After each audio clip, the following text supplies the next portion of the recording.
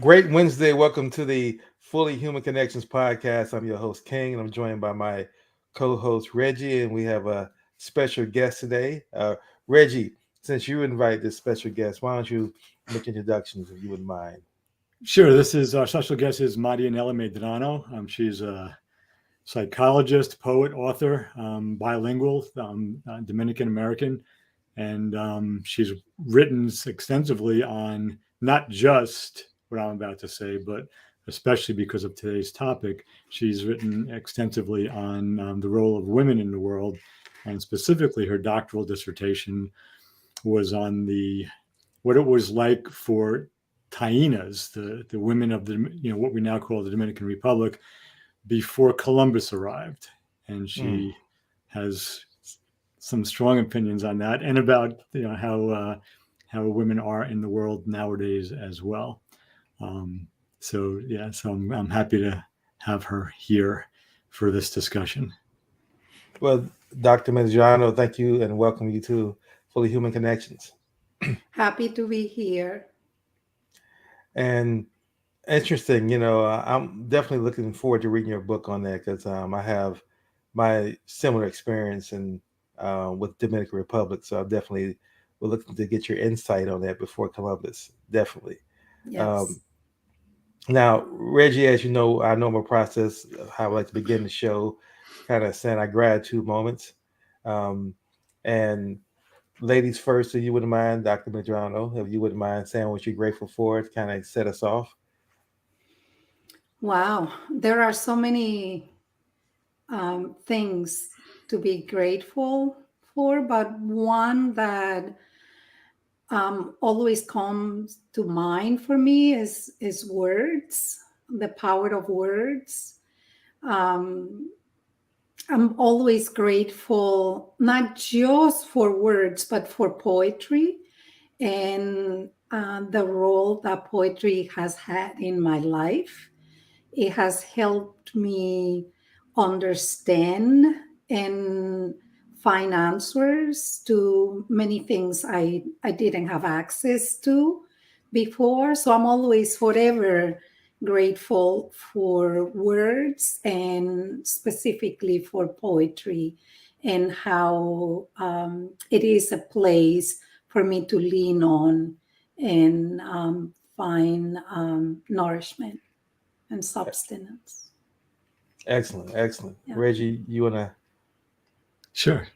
Yeah, so I'll state my usual high level gratitude for um, the blessings of a refrigerator with food in it, the blessings of indoor plumbing, and the blessings of just having breath and relatively good health when I get up every morning.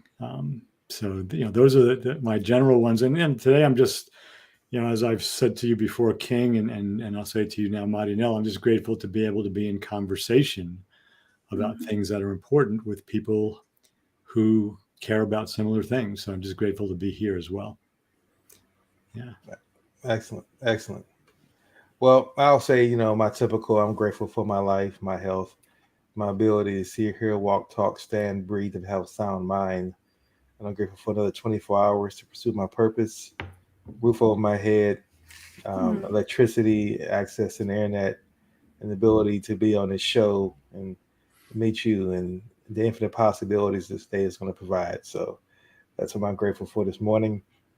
And thank you all for sharing your gratitude moments. And listening audience, I hope this is something that you all start your days off with. To me, it always frames me for my mind to be positive and welcoming for the infinite possibilities and the blessings that today has to provide. Before we begin our show, I believe that one of the biggest reasons I like to do the gratitude moments is the poet, talking about poetry, the poet Rumi once said that um, to the, and I'm paraphrasing, so I'm not quoting him directly, but he says, to the learned mind and the conscious mind, when it looks out the window, the trees, the plants, and the grass are all dancing. But to Mhm. the unconscious mind, they look out the window, all they see is stillness. Mhm.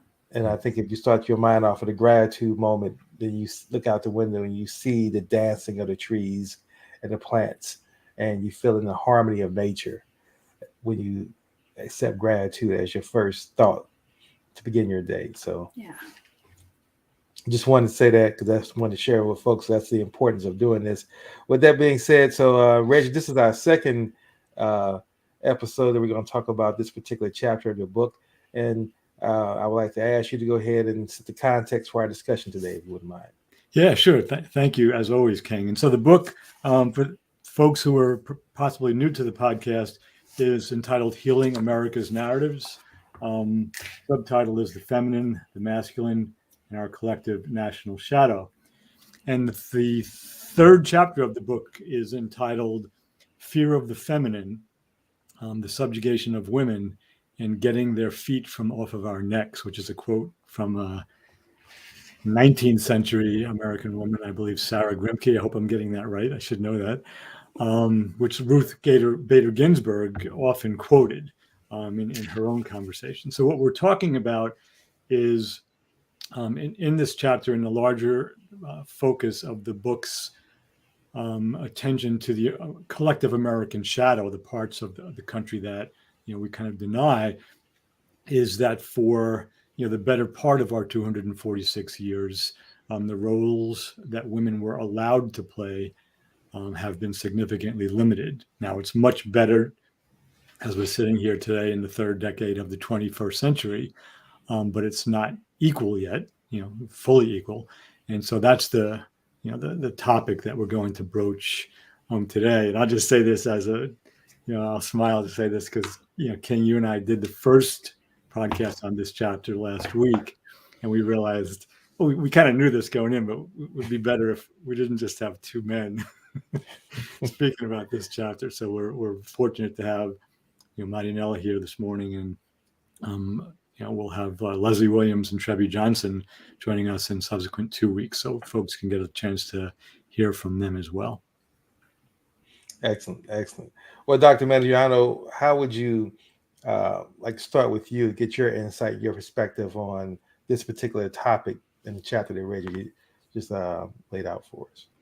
Yeah, and going back to what we were saying before, the gratitude, I'm immensely grateful to Reggie for having written this book and for the wide lenses, the polyocular view that he takes on so many things, and specifically chapter 3, talking about the women conditions on this time and taking a look back. I think in his case he looked back to assess the damage that what I call the 3 evils have done to women, and by the 3 evils I'm talking about patriarchy, colonialism, and capitalism. I think it is important to look back and see the great damage that trilogy has done, but also to look back at what was there before, which was the matriarchal formation of society, where everyone was held, and I'm not romanticizing that time, but in the time of the Great Mother, the matriarchal ways of sustaining the world, everyone was included. So it's important that we look back in order to also not just to see where the disruptions came from, but also to see the source where we can look back and then understand how to walk into the future, a future that is more fair and that includes everyone.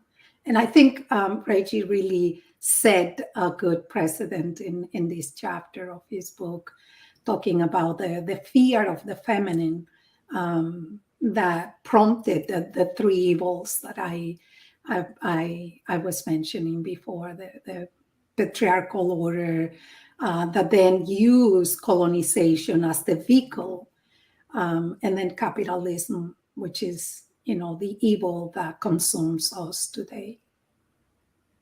Excellent, excellent. Just quick before you chime in, Reggie, I just want to share this on this particular topic, that one of my favorite African scholars, his name is Dr. Yosef Ben Yakinen. He made this statement, which I always thought was so profound, and when I began to really put it in a personalize it, it really made sense. And he said basically that to a black child, and it could be any child, but he's referencing a black child. He says that when you study all the characteristics and the qualities that we read about God, but then you look at how a child looks at his mother, the black mother exhibits all those qualities, all those characteristics. Like I said, it could be any mother as well. And when I thought about that, I said, that's absolutely true. If a child who has not learned anything at all about religion, and you were to look at a child that's been raised maybe, and he was able to articulate maybe at 10 years old, how he felt about his mother, that unconditional love that a mother receives and a mother gives a child. It's like there's nothing like that on the planet Earth that you can experience that bond. I mean, yes, a child can have a father as well, but there's nothing like the bond a child has with his mother. And I think about my own personal relationship with my mother, and I'm blessed, and that's one of my things I would say that I'm grateful for as well, is still have her alive and still have her to have sound mind and good health, because to be able to talk to someone who's literally known me my entire life, from the time I was conceived, and has been there with me despite all the things where I've messed up and that other people would have definitely written me off, the true unconditional love. So when you say look back and the matriarch, I think that's so key, that's so important, because that's where I would say, me personally, I've never had any kind of hesitation with putting women at an equal level than men, because of that, because of being raised by a strong mother and being raised by strong women within my culture and within my community, that there was nothing, I don't know anything other than that, other than look at women in a respectful leadership manner. Can I say something, Reggie, before that? You don't have to ask me for permission. Go ahead. No, because it was going to be your turn. But I'm so grateful, Kim, that you are starting us with that, because that is the model. The maternity, the gray mother, is the model for what we can call the gift economy that can restore some sense of equilibrium in life. And that begins with watching the relationship, mother-child relationship. If we look at that model where the mother is just giving and the mother is not expecting, it's not an exchange, but it's a gift model, then we will be leaning again on generosity and not expecting something back, and unconditional love is all there in that model of mother-child relationship. And there is, Reggie, you will be very happy that someone that is close to your roots, Genevieve Vaughan, who advocates for this maternal gift economy.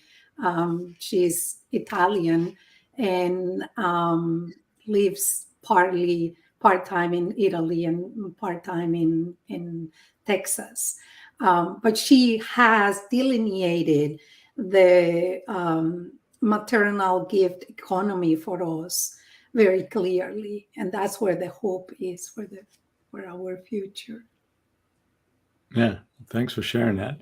I can't help saying this will get me in trouble, but that she's part-time in Italy, has a new, rather conservative prime minister, and part-time in Texas, She's, she has some limitations in her geographical situation there, but that's where she's needed. Yeah, so that's a different conversation though. So I couldn't resist that.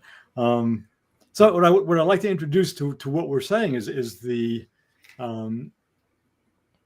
use of the words masculine and feminine and how they're used in the book and how we're using them, just so we're really clear that although we are talking about the history of men and women in the U.S. in this particular context, the traits that are traditionally ascribed to women and the traits that are traditionally ascribed to men are traits that both men and women can embody. So the masculine tends to be connected more with that of being more independent, more agentic, more individualized, concerned with justice and wisdom. And the feminine tends to be more concerned with community, relationship, embrace, mercy, and compassion. Again, those are kind of traditional characterizations.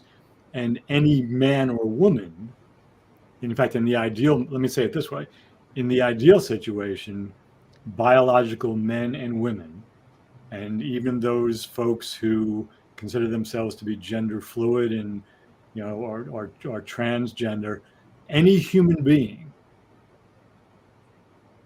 has the potential to embody and integrate both the masculine and feminine traits. So justice and mercy, compassion and wisdom, intimacy and solitude, embrace and individualism. So all of that. And I think that's really important to, I like to put in, some emphasis on that we're not talking about men versus women. And in, this postmodern conversation of, women being better than men because men have dominated history, really have for, since we have recorded history, for the most part have been dominant. What we're looking for, and this is not to let any men off the hook who deserve to be on the hook, but what we're looking for is an integration of the two, so we have, fully human, healthy beings who do see the importance of inclusion, embrace, and can honor the complexity that kind of worldview brings with it. Because I was raised with men and women, they're different. This is, the standing joke was, with my uncles, we'd hear them talking about, I was, growing up in Yonkers, New York. So as a little kid, I'd hear them talking about Jersey drivers, Sunday drivers, and woman drivers. So as a kid, I was taught that basically the worst thing you could be was a woman driving a car in New Jersey on a Sunday, because that was the, it was kind of humorous, but that was the kind of thing that was put out there. And this is in the late 50s, early 60s. Yeah. I learned that none of that was true, but it does it's easier to look at the world that way. Men dominant, women subjugated. Men leading the way, women following. It's black and white. It's simple. It's linear, and it's an easy way because it's just two choices. And it's also immensely unfair, unequal, and simple-minded. And so what we're talking about, and I'll put a period here in about 30 seconds. What we're talking about is moving into a more inclusive, comprehensive, balanced, and by definition then, complex way of being in the world. Human beings are equal. Right now we're talking about gender, but the book addresses gender, race, ethnicity, orientation, identity, et cetera, et cetera, et cetera. Same species. And because that's a diversion from how things have been for centuries, really, it's more complex and requires some work. So I think that's really important. I'm sorry. No, go ahead. No, I'm just going to ask a question within that framework, and that is this, that, let's go back to 2016 when we talk about Hillary Clinton running against Donald Trump. Now, I'm not saying this for any political reason or advocating any political side at all, just to make this point that on my question, I would say not to make a point, but from my perspective, Hillary exhibited more of those masculine traits than she did the feminine traits. And had she got elected, do you think that she would have brought in the feminine traits into that role? Or we would have had a woman, the first woman president, but her behaviors and characteristics would have been very similar to just having a man in office with just a woman's face. So I'm just curious to see what your thoughts are. That's good that you're bringing us back to current time. I'm gonna bring us though back to the beginning of time to contextualize what you are pointing to about Hillary. And I don't know Hillary personally, so I don't want to characterize her in any way. But because of socialization and the certain biological myths that characterize people in certain ways, we are, a tension was created among gender. And, the subjugation of women put us in a position of disadvantage. And because we are humans and we have the tendency to kind of act in extremes, like we swing from one extreme to the other, and that unfortunately and fortunately has happened with women throughout history. It's not unusual for a woman to come from being submissive to from buying the myth of inferiority, right? By being the goody two shoes who wants to please, to swing then all the way to the other extreme and want to emulate the male qualities. It's a phenomenon. As a psychologist, I see it all the time. And my job in working with women is to keep them, in a place of equanimity where both extremes are taken into account and we are able to come to a middle ground, right? Perhaps I don't want to use her as an example because I don't know her personally. I can see her public persona that perhaps at times, and what I'm thinking is a debate that she had with someone whose name I don't want to mention. I don't want to waste my energy with that name, but I remember her having to go swing to an extreme in order to not be squished down. Right? So we have to contextualize why a person like her might exhibit certain behaviors. Now, I'm not saying that that's the right thing because, extremes are always dangerous. Part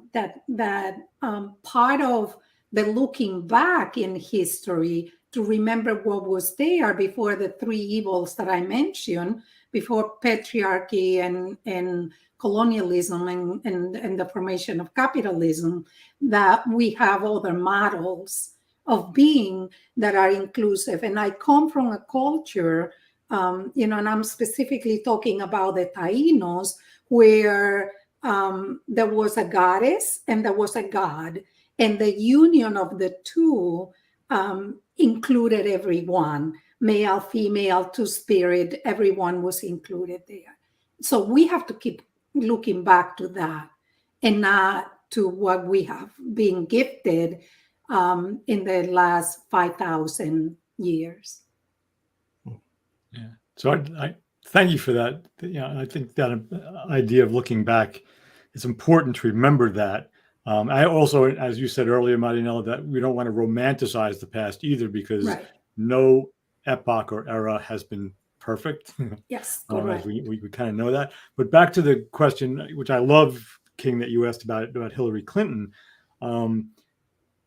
You know, because of her history, you know, as an attorney, and then as the wife of a governor of Arkansas, and then the wife of the president of the United States, and then you saw as the first lady, and then as a New York State senator, and as a secretary of state, et cetera, et cetera. She was eminently qualified in terms of her experience, more qualified than either her husband or Barack Obama. We've spoken about that in terms of what she had done in the government prior. And Obama even mentioned this at the Democratic convention, that she was more qualified than either of, you know, Bill or Barack had been.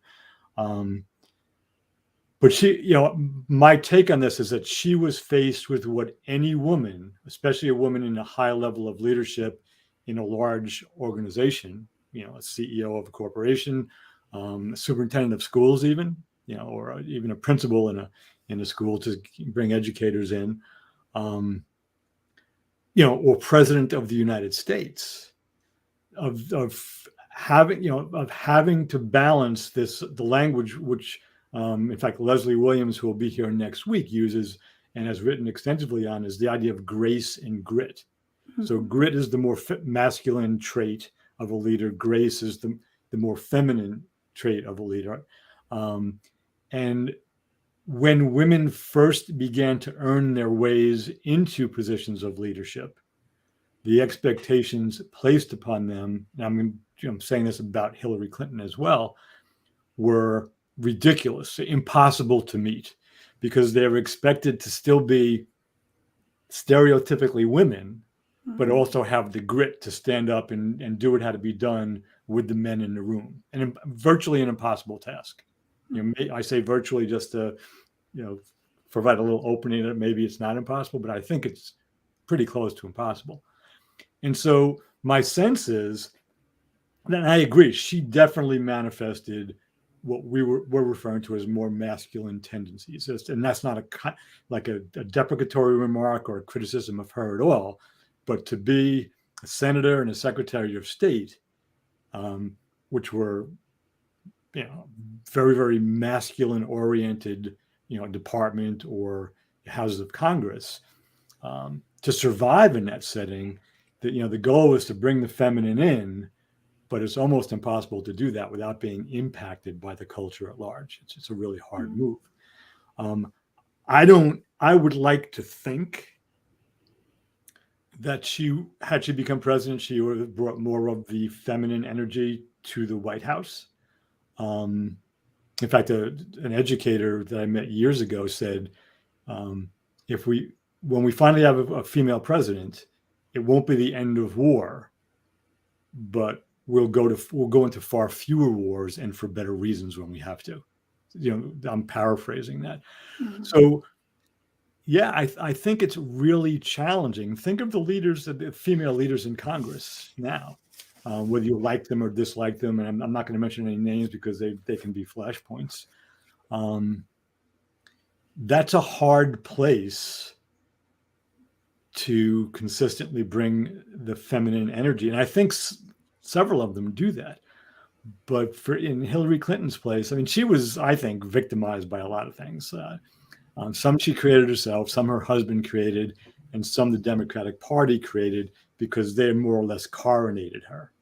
They said, you're going to be the first president of the United States. And Bernie Sanders took a real hit at the convention because of that kind of predetermined outcome, I think. But that's getting into the politics of it. I don't think Hillary Clinton had a fair chance to bring a balanced masculine feminine energy in, because of what it took her to get to that place where she became the Democratic candidate. But that's just, again, that's my view, and I'd love to ask her this kind right. of thing. I'd love to hear what she thinks about it, because I'm no doubt she's aware of what we're talking about, you know, the masculine and the feminine. But I'm a spectator looking at her life as we navigate that. So, And I think it's two things. Reggie, you and I worked with, well, Kim too. We work with language, and language is important. I don't think women are emerging. Women are re-emerging, right? Again, the looking back to the matriarchs that was already in existence.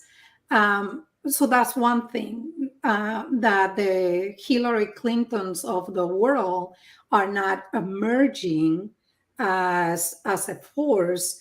They are, or we are re-emerging. The other thing is, I don't think, going back to what she might have been doing, she was strategizing.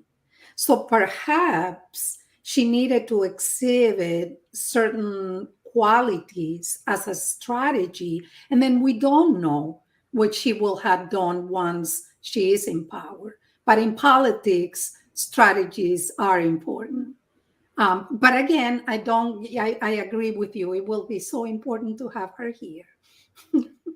Well, to that point, and I really only want to use Hillary as an avatar more so than her as a person, right? Just using her as a talking point. Right. That if you look at her and contrast that, and I get the power of the presidency, right? But as you said, there's women in Congress who I don't see exhibit the masculine energy as much. They bring the feminine energy while they're still in the leadership roles. Whereas, like I said, to me, Hillary, again, this is my assessment. Again, I'm not talking about her as an individual to judge her, just the avatar itself. When a woman has to go to the extreme you mentioned before, where she has to be the first in a situation where there's never been a woman before that she can look at and say, I can model myself after this particular woman. I have to be the first. And even when people talk about the pantsuits, like Hillary didn't come across as very feminine in her energy at all. That's why I think that people even complain that she didn't get a lot of women votes. But then let's contrast that with someone like Oprah, who is a very powerful woman within herself. And if you look at all the males prior to Oprah that did talk shows that were very famous, whether it was Mel Griffin or whoever they may be, they didn't have the spiritual feeling that Oprah brings. Like, people feel honored to be on Oprah's show. And it's not from an ego. Like, I think if people got on the Merv Griffin, again, this is my assessment, but people on some of the men's shows, it's more about my ego and my career. I just really want to promote myself. And that's just a check of my resume, where if you get a chance to talk to Oprah again on her show, it's more about your personal fulfillment, that you feel you're going to get something, I would say, intrinsic value from it, as opposed to just the extrinsic value from it. Would you all agree with that assessment, or what are your thoughts there? I want to draw back to my point, though, that it's not that that Oprah didn't have a model. She was not the first. Whatever we see within the 5,000, let's stay with the last 5,000 years of human existence. There were examples prior to that. Again, the idea of re-emerging of a feminine model. It's not that they didn't have, it's not that we don't have models to look back. Women, is not a new invention. The power of the feminine is not something we are creating. It's something that we live on. We live on Mother Earth. That's our model. So no woman is emerging as a newness. It's a re-emerging of a model that has existed since the beginning of time as an integral part of what being fully human really is. So yeah, I want to jump in on that, because what I hear going on there was on the Oprah question is, this sounds like a political response I'm going to make now, in between my ears anyway, is I think you're both right. But to King, to your point, I agree with you that in the relative world of the United States of America in the 20th and 21st centuries, Oprah did emerge as a first, as a woman hosting a show like that, right. And especially but in addition, as an African American woman hosting a show like that, and Merv Griffin and Phil Donahue and whoever the other ones were. So those were the previous exemplars. Most folks, and then this is where I really bow to your scholarship, Marianela, most folks don't know about the previous 5,000 years. So from a relative standpoint, in terms of what we're really looking at in this country now, late 20th, early 21st century, Oprah did emerge as this kind of exemplar. From a more absolute, infinite perspective, was it a new concept from the perspective of 5,000 years? No, but the vast majority, definitely of Americans, this is sad to say, don't have that perspective. Yeah. And that's part of what I think we were navigating with this, whether we're talking about race, right, culture at large, gender, or anything, is, what are the limitations of any one of our perspectives? The three of us, the public at large, because and nowadays it's just crazy because you can't have conversations where people disagree. So I think both of those are accurate, and I don't say that as having the last word, but Oprah, I think, did emerge as this exemplar, for, in how she in the context, in the context of the last 5,000 years, yeah. So both of those I think are really accurate perspectives, right? Right. But that's the and especially for young people, young women, and I have some things maybe we'll get to them about the situation for especially young middle school and high school age girls and young women nowadays. The appearance of emerging female leaders like that for young kids who don't have the knowledge of what was true in the matriarchy and matriarchal cultures thousands of years ago, those are really important models. May I say, though, that part of the myth that we are operating from is that matriarchy is something that existed in the past, and that is not true. We have matriarchal societies that exist these days that are covered up, that are subjugated, that are erased. I mean, that brings us to the issue of erasure. We find matriarchal societies even in this country within the indigenous society, and one of the things that I'm so grateful for your book, Reggie, is that you bring up these realities that I totally agree. Not everyone, I mean, and especially if we go to how we are taught history. Like I grew up even, in an island where I was told that my people were extinct. And part of my scholarship was to say, wait a minute, we are not extinct. And I set out to show how we are so present.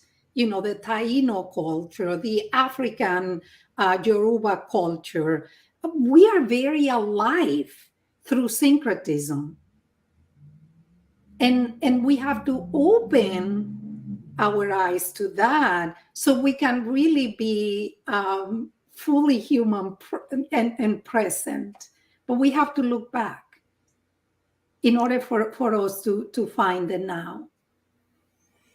Absolutely. And to that point, and this is how I interpret, you can correct me if I'm wrong with my interpretation, but what I hear you saying is that the energy, again, Reggie, I love the energy aspect of everything.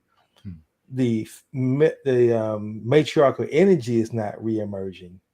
I mean, not emerging. It's always there. It's So always there. that's what's reemerging That's is it. that matriarchal energy. Yeah. You know, so whether that Correct. manifests through Oprah or whoever it may be, Mhm. and that's where I was going with. To me, it seems as though the matriarchal energy is almost natural. Like Mhm. it's almost like you don't have to work towards that. There's no education on that part. Where the patriarchal energy is all about the discipline, the Mhm. learning. You know, you have to figure out what the rules are. Again, it's like taking an infant with his mother.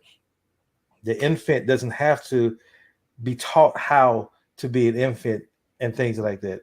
It just naturally has this way it rolls with its mother, and it gets that connection, and that energy is automatically there, right? That's where I'm going, and that's what I see as the biggest difference between the feminine energy and the masculine energy. The masculine energy is more about the structure, and here's the hard best rules, as opposed to this is just life. Like they talk about how a caterpillar doesn't have to be taught how to turn into a butterfly.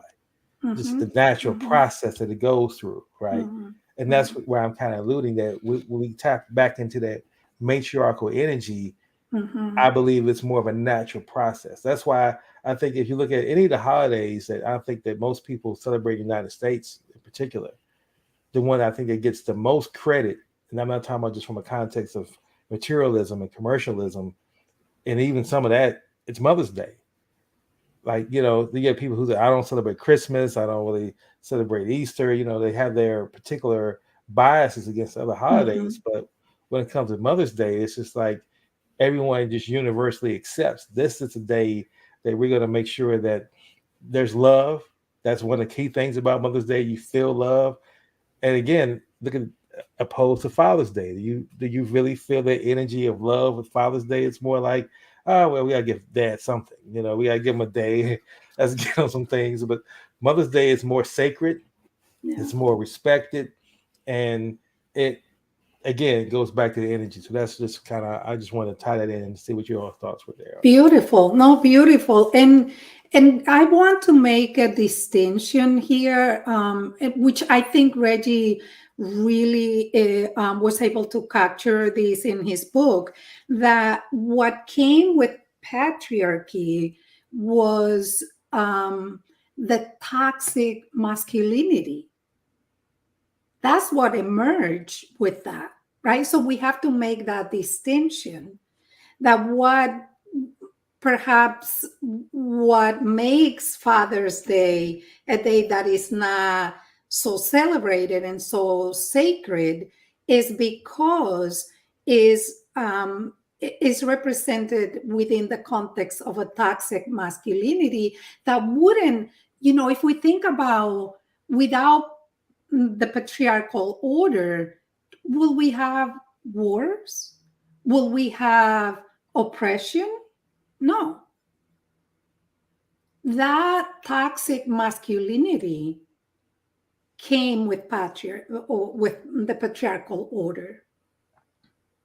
So I'll jump in there. Two things come up. So I agree with King, what you said about Mother's Day, because without exception, I think this is always going to be true. But science might change some things in the laboratories, but without exception, male or female, race, color, creed, religion, belief, no belief, every one of us was carried within a woman before we were born.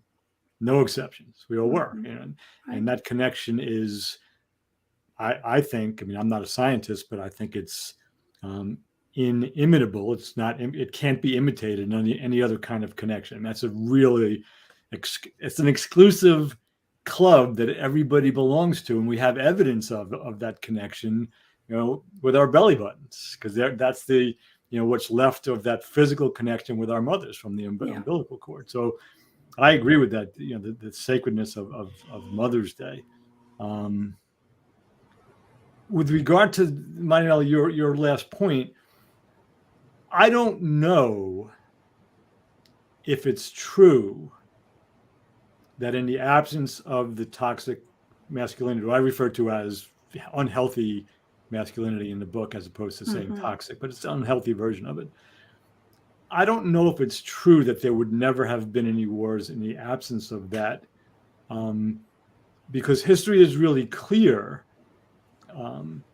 that many mothers are happy is probably not the best word, are loyal and loving as they send their sons off to war. The mothers in Germany in World War II believed in Nazism and sent their sons off. Mothers in the United States sent their sons off, especially after September 11th, 2001.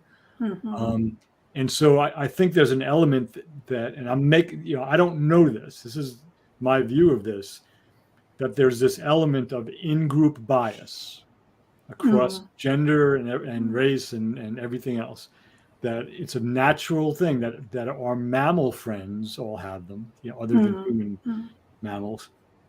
We tend to have a healthy bias towards our closest group, which for humans, that's our family of origin at the beginning. And then we create other ones. And I don't know if it's true that in the absence of the toxic masculine, that there would never have been a war. And when I say I don't know that it's true, I'm not saying it's not true. I'm saying literally, I don't know if that's true, because in-group bias is inherent in most mammals and probably even some non-mammalian forerunners to humanity. And the research is really clear on that. And we can always extend our group outward, so we include other groups in our group, so the groups get bigger, which is a big part of what we're trying to do, fully human connections. But I think there's plenty of evidence that the us versus them perspective is not exclusive just to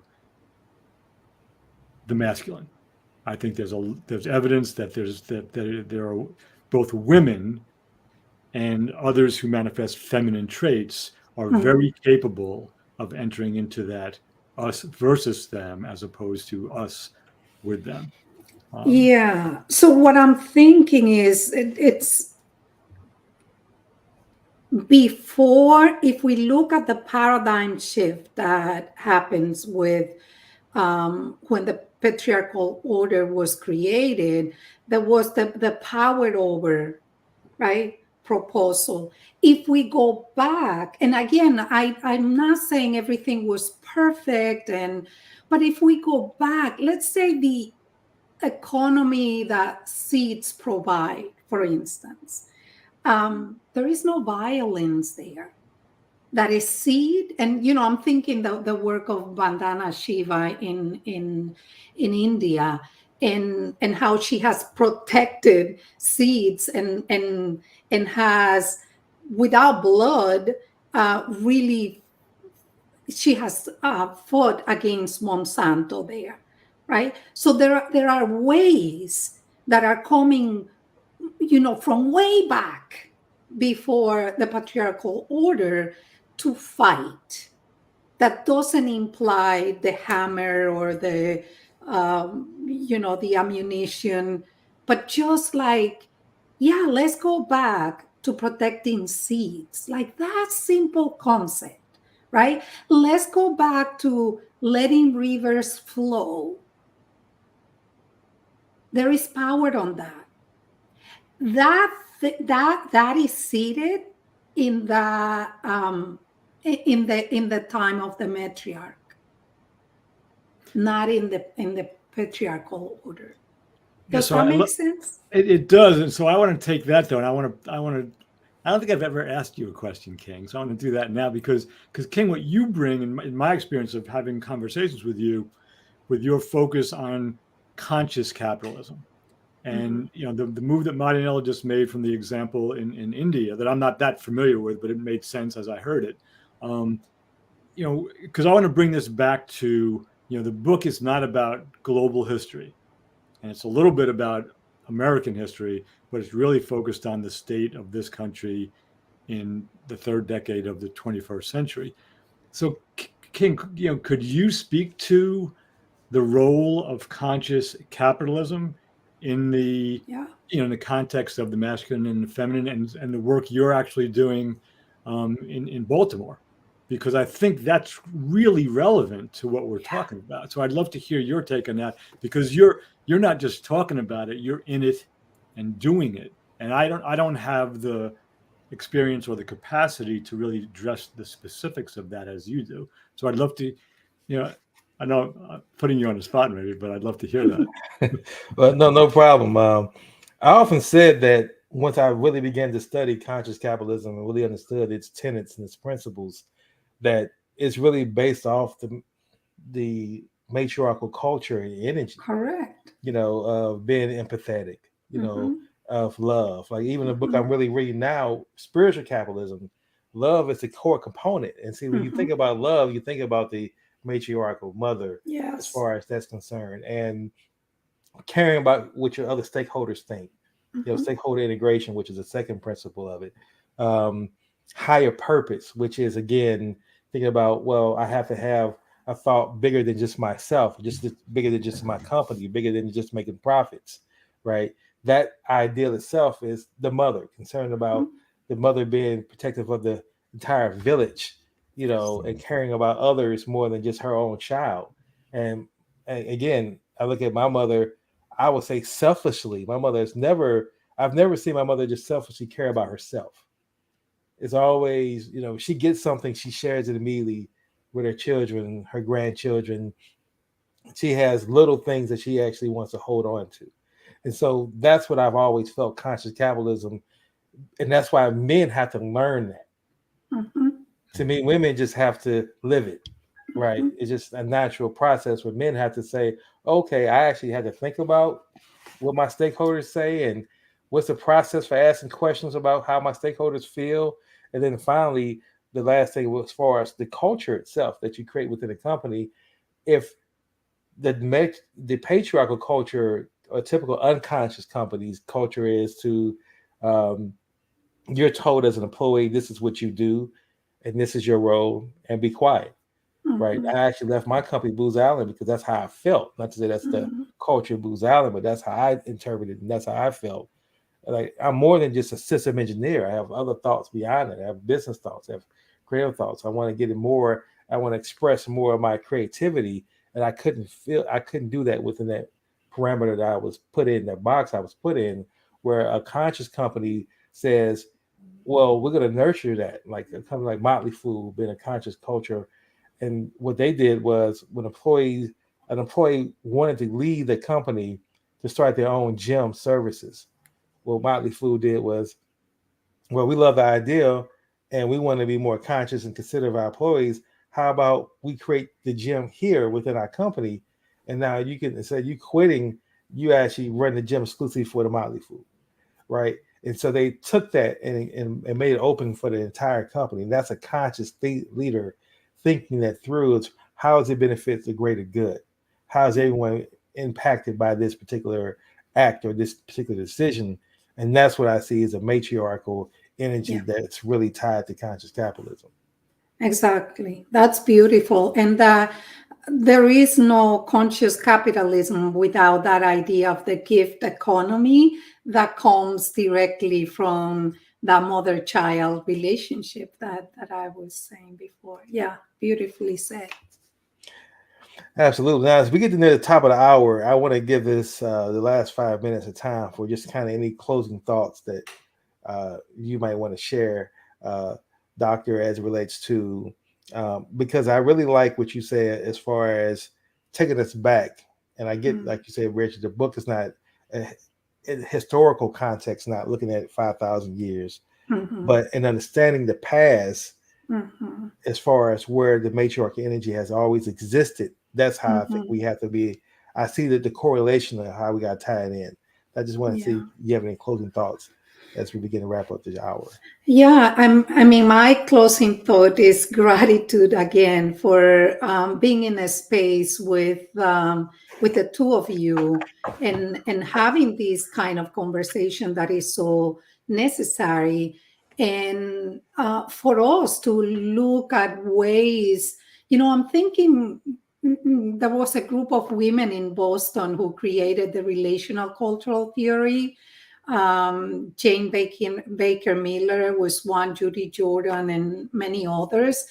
And the basis of that was the interrelationality, or the interbeing, as Thich Nhat Hanh had put it, the Vietnamese monk, and the principles of mutuality. And that it is so important. I feel that's what we have done here. It is so important to create forums where we have conversations that are using this kind of language, because, you know, it's being researched and demonstrated that humans, to be fully human, we have to go to the process of interconnectivity, of interbeing, so that, you know, for people to create, I'm inviting the listeners to see how they can create forums like this one, even if it is in the living room or in an educational setting or clinical setting, whatever, where these conversations are happening. So I thank you so much for creating this venue, and Reggie for writing a book that left no stone unturned, whatever the expression is. Unturned. Thank you. In some cases, no stone unthrown. Yes. Yes. Well, thank you for your presence, for being on the show. Thank you for your energy. Thank you for your guidance and keeping us grounded in the matriarchal energy and understanding of how that always historically has been connected to us. One of the things we like to end our show with, Reggie and I, we go through what we say. We want to identify one person that we feel exhibits the quality, the characteristics of someone that's been fully human. And they could be someone in the past that has died, or someone that's still with us. And would you have anybody in mind that you want to share as an example of who you feel exhibits that? You said some names already, but yeah, so many people came to mind at once. My mother, Reggie Mara, Ruth King. I want to cite her as an example. Ruth King. She wrote Mindfulness of Race, and I think she has a proposal that can really bring viable solutions these days. She lives fully human, no doubt. Excellent. How about yourself, Reggie? Yeah, so I'm going to mention somebody that I think I've mentioned in previous conversations, but she feels relevant to this conversation today, and that's Congresswoman Barbara Lee, who I think is, I don't know if it's California's first district, but it's the district that includes both Berkeley and Oakland, which are two very different communities in California, primarily, but not only because in 2001, she was the only member of Congress, both houses of Congress, to vote against Senate Joint Resolution 23, which was the resolution which did pass, that gave George W. Bush pretty much carte blanche to go to go fight the war on terror. We know what happened in the past 20 years plus because of that. She was ridiculed. There were signs to impeach her as far east as New York. And every year, the good people of Oakland and Berkeley and whatever else is included in that congressional district re-elect her. She's still their congresswoman. And I think it was a healthy masculine move to stand up and vote against the rest of Congress. I'm just projecting this onto her. But I also think it was informed by the healthy feminine, where she saw the people of Iraq and Afghanistan as other human beings whom she didn't want us to bomb. So she had that relational piece that informed her choice. But the choice to stand up against everyone else in the Senate and the House was stereotypically, the masculine individual, energy. So I think there's a real balance of the two in her. So that was kind of long-winded. I apologize. No problem. Yeah. Well, mine, I would say, is one by the name of Glenda Cleveland. And Glenda Cleveland is a woman who just recently watched Netflix has a new Jeffrey Dahmer docuseries, which is really interesting. When I first saw it, I was like, I'm not going to watch that. I know all about the Jeffrey Dahmer case, but actually it was totally wrong. It's not so much about him, but his impact on the victims and the other people in their lives. And one in particular was this woman by the name of Glenda Cleveland, and she's portrayed as his neighbor, and she's smelling smells coming from the apartment. She's hearing drilling noises, fighting, and things of that nature. And she contacted the police over 50 times to try to get them to come out and do something which will have reduced. Jeffrey Dahmer killed about 17 men. It was significantly reduced the number of men he killed. And one in particular was this boy from Laos who had escaped Jeffrey Dahmer's house while he wasn't there. And she actually called the police, and the police were there on the scene, heard her niece were on the scene in front of this, while this kid had escaped. He had drilled a hole in his head, poured acid in it, tried to create a zombie. So the kid was sitting there bleeding, totally out of it. And Jeffrey Dahmer came, he saw the kid there, and he told the police, "This is my lover. This is my 14-year-old boy. It's my 19-year-old lover."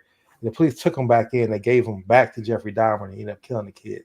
But my point I'm saying is that Glenda Cleveland repeatedly was ridiculed, and rejected by the police, but she constantly stayed that fight.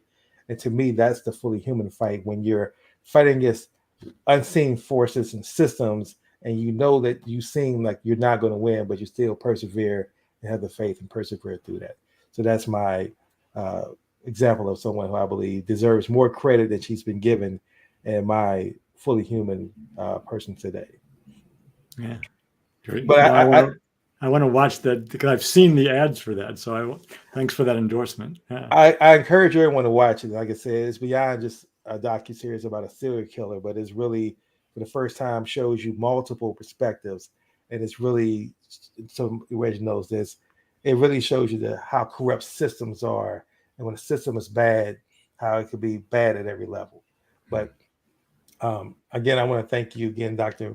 Medrano. Forgive me for not pronouncing that R. I got to practice rolling that R, but I definitely appreciate you joining our show. Reggie, again, thank you for writing your book. Thank you for having the insight and putting the action toward that thought. A lot of people have thoughts about wanting to do something, but you took action, and I always respect and admire that. And I want to thank our listening audience for listening to the Fully Human Connection podcast. And until next Wednesday, we're going to have exciting shows, and I hope you all see value in this. And we look forward to building and co-creating with you all a better, more vibrant world. We all can be fully human. Until then, everyone, have a blessed and peaceful day. Thank you. Thank you, King. Thank you.